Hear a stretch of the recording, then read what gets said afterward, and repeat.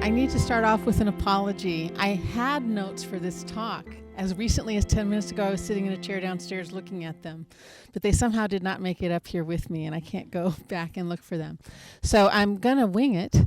The other caveat is I am not myself a teacher of history or a student of history. As you heard, my PhDs are in different subjects altogether. But when Robert asked me to speak at this, I said, well, I think I could fit on your program because the way we think about happiness is strongly determined by our historical development. And I think that's important for people to be aware of. So what do I have in mind?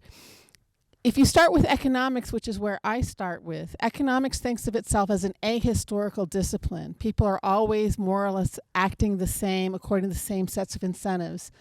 And economics carries with it a strong idea about the nature of human happiness that, in fact, from my point of view, shoots through our entire culture. Okay, that's the first starting point. And the idea of happiness is, it's essentially subjective. It's what you want. So the happiness is the satisfaction of your desires, preferably as many desires as you can. And the only thing that keeps you from getting as far up the ladder of happiness as you can possibly go is limitations that you confront in terms of scarcity, both of time and of money. So if only I had more time, I could read more books, and I think reading books makes me happy. So, or if only I had more money, I could go on more vacations and see more parts of the world, and that would make me happy. So the idea of happiness is essentially one of extension, okay? And behind that comes the idea that, well, if you want, everybody has different ideas about what more they want. Maybe more friends, maybe more time to read more books, maybe bigger houses, maybe more vacations, maybe more nicer dinners out. They can be material, they can be non-material, but we always think of it in terms of extension. Okay, and that sounds like it's nice and pluralistic. We all pursue our own different ideas of happiness. It's what you want or what you want or what you want.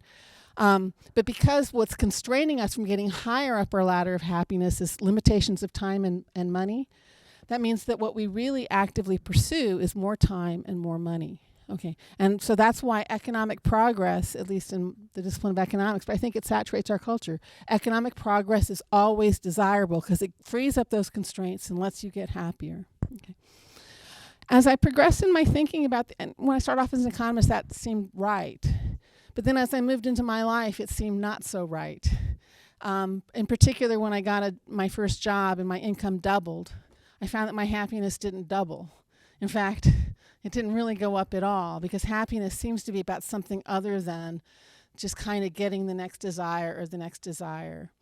So God in his mercy threw me off my horse. I converted unexpectedly to becoming a Catholic.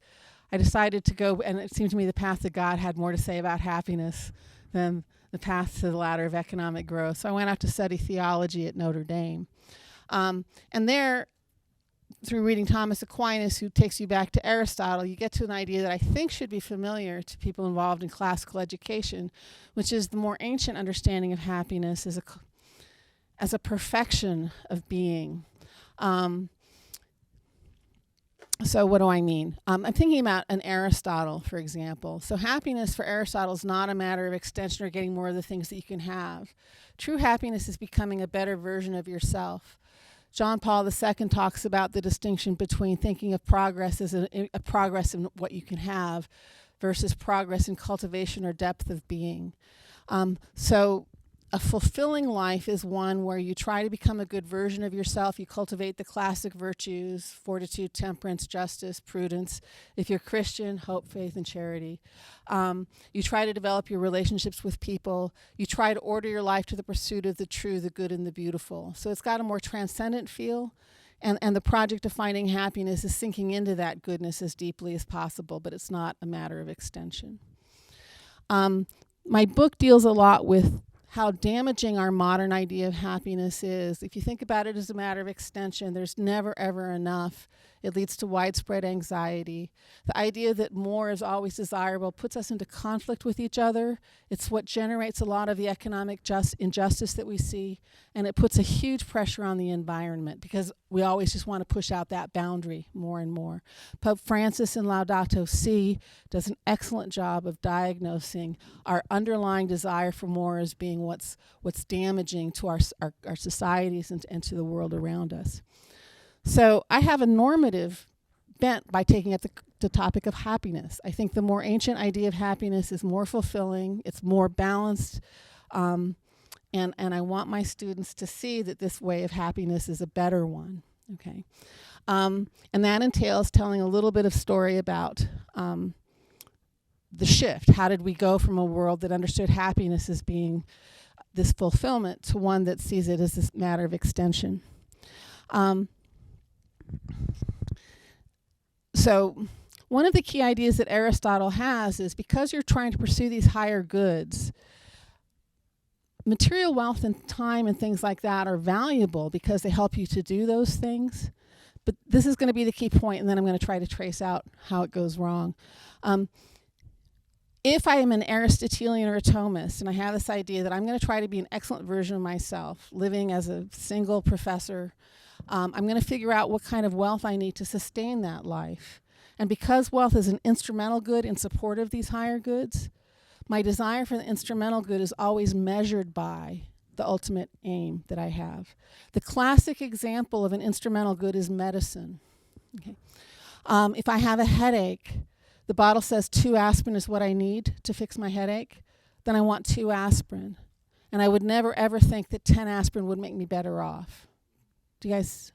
And the idea is if we were actually in right relationship with wealth in the Aristotelian or Thomistic sense, we would view wealth the exact same way. I'm a professor with this kind of a life. In order to carry out my functions, I need $55,000 a year, period. And if I ever get a raise above that, that is abundance that I would want to share with I have no need of it. Do you see how? Okay. Now, most of my students like to think, oh, I got that. I don't want to be a billionaire. Right? I don't want to pursue wealth in an open-ended way. I have very good reasons why I want more money. And people always come and talk to me. It's like, well, I want to give my kids a good education. I want this, I want that. They have real ends for their instrumental good. So I like to tell a parable, because the parable is meant to show that each and every one of us really, truly has this disordered idea about wanting more of that instrumental good. Okay, so parable time. You can imagine a family that I'm going to call the aardvarks. And the aardvarks have a higher good that they want to pursue, which is music. They feel like they have a calling to pursue the good of music. Okay? And they make a living as potters. They make pots and they sell them in order to make a living. So they have a family council and they say, we love music. What should we do?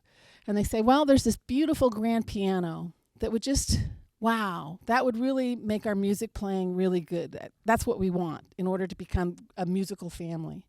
And so they go and work hard, and they save their money, they sell their pots, they save their money, and after 3 long years, they finally buy the grand piano, they bring it in, it's beautiful. The kids take lessons, they play on the piano, they become excellent musicians. They order their lives around, and they still make pots to make a living, but they dial back on the pot making. They spend their extra time playing their piano. They have neighbors over for musical soirees. It's a lovely life. That's an Aristotelian picture of how wealth is ordered to a good life. Everybody good with that? Okay, 3 villages over, their cousins are also a musically inclined family. They're the warthogs. You can tell what I think of them by calling them warthogs. The warthogs are a musical family. They have their family council. They say, hey, grand piano would be great. And they're also potters. Let's make some pots, sell some pots, save some money, buy a grand piano. It's all the same. 3 years later, grand piano shows up. They're ecstatic. Lovely grand piano. Play around with it a little bit, and they say, you know what? Schubert has those really beautiful trios with a cello and a violin and a piano. Let's go back to work and earn some more money and get a cello and a violin. So they spend another couple years at their pots. And they got the cello, and then they got the beautiful trio. And it's lovely. And they go, wow, but there's this other music, jazz. Let's do some jazz. We need to get, one of those big bass things and a clarinet and a saxophone and a horn. And so then they go back to work with their, and then they get all that. Now their house is really crowded. And they need more space for all their instruments because they're tripping over them. So they go back to work and they get a bigger house. And you see where I'm going with this. They thought their lives were about music, but it was always about the money. And the difference is they had an open-ended idea of extension rather than sinking into the good that was the music itself. Okay. Almost all of us have that problem. And you can tell that the simple diagnostic is this. You've never met an American that didn't want a 10% raise. And the reason they want the 10% raise is they have some next saxophone that they want to get. Okay. All right. So the idea is a lot would be better in our own souls, in our society, if we could go back to understanding the Aristotelian idea, the aardvark way, where you get your piano and then you cultivate your actual life rather than letting it be all about making pots. There's just 3 historical landmarks that I want to point out to you that I use with my students to show them how we got from point A to point B.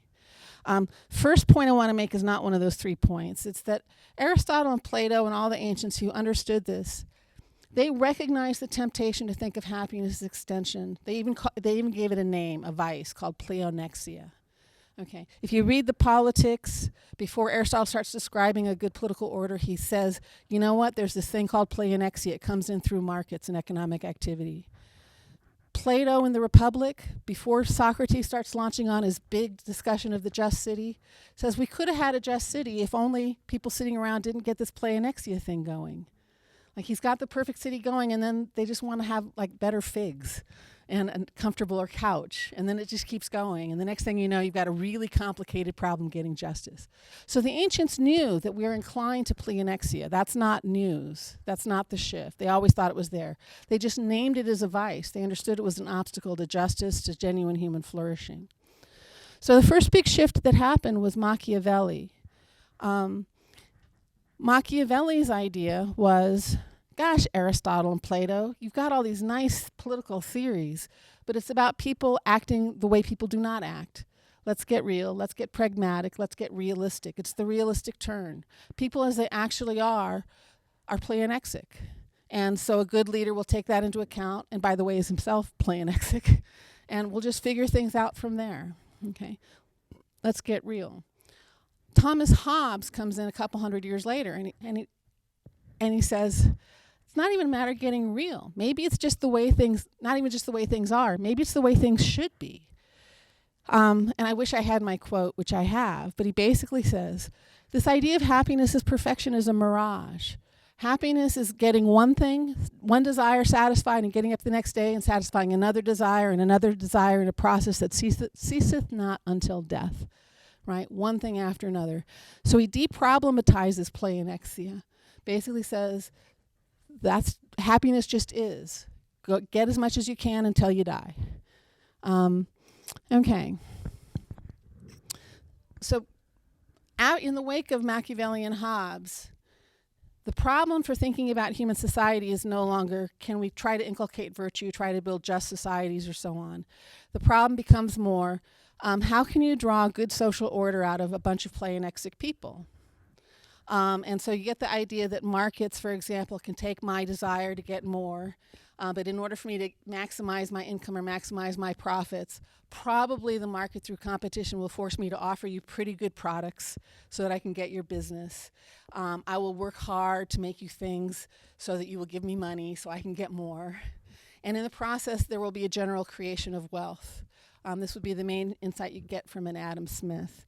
And then the history of economics and political science ever since has been, okay, that works mostly, but not always, and how do we balance this out? And how can we structure our institutions so as to get relatively decent outcomes out of a bunch of pleonexic people? And they wouldn't use the term pleonexic, but people as they are who just want more as a natural state. The last thing I want to point out is Adam Smith, of all people, is a good resource that I use with my students to say, hey, we do not necessarily need to go down this road. Adam Smith does indeed say that it's probably best if you want to provision people with the materials that they need in life. Markets are a good way to do it. If I'm a baker, I offer you some bread, you pay me money, and then I use the money to you, the butcher, to buy your meat. And that's a useful way to order our economic lives. It's perfectly reasonable to think that I make my living in a way that's designed for me to sustain myself, to make money, but in a way that provides you with stuff. He's the guy who does that. But in his theory of moral sentiments, which is sadly neglected work, he has a much richer account of human nature than a modern economist would have. And he calls into question this pleonexia. He clearly has an idea that a truly good life, a truly happy life, would be one that was more around cultivating virtue His account of the virtue is not quite Aristotelian, but it would be about trying to find what's fitting or appropriate or comely, lovely ways of interacting with people. And then, I think it's book 2.